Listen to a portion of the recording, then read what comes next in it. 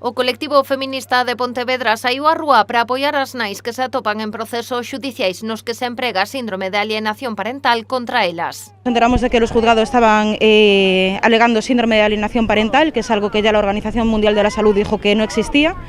Y para más INRI, Europa ya hace bastante tiempo le dijo a España que el síndrome de alienación parental era algo inexistente y que no podían utilizarlo en los juzgados para quitar los niños a las madres. Eso queremos que quede claro, que no son 4 madres locas desesperadas, no. Y es lo que la institución quiere que parezca, que son 4 madres que están locas, las quieren dar de locas, las quieren imponer de cosas que no son.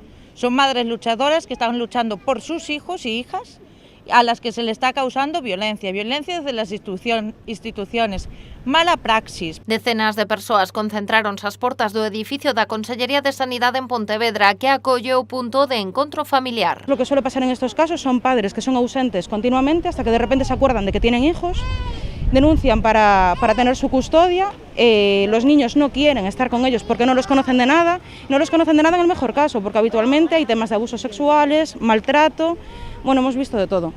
Entonces tienen que venir aquí al punto de encuentro familiar, los niños vienen aquí con ataques de ansiedad, con dolores de barriga, no quieren ver a los padres, y lo que dicen las instituciones es, estos niños no quieren ver a los padres porque la madre malmete contra ellos. Y eso no es cierto, la madre es el único vínculo que tienen esas criaturas. Dende o colectivo feminista denuncian que son xa decenas os casos que lles chegaron últimamente, un deles correspondente ao partido xudicial de Cambados. A nosotras llegó el caso hace un par de meses de una mujer que se separó de su marido en el juzgado de Cambados y a la cual un día fue a buscar a sus hijos al colegio y no estaban, se lo habían llevado en menores. Pero o colectivo esta práctica é un xeito máis de exercer a violencia contra as mulleres, desta volta a través das institucións. No vamos a parar hasta parar con esto, porque esto es violencia vicaria, la violencia vicaria es una forma de maltrato hacia las mujeres y lo que se está consintiendo por parte del sistema judicial es que un hombre maltrata a una mujer hasta que su hijo cumpla los 18 años.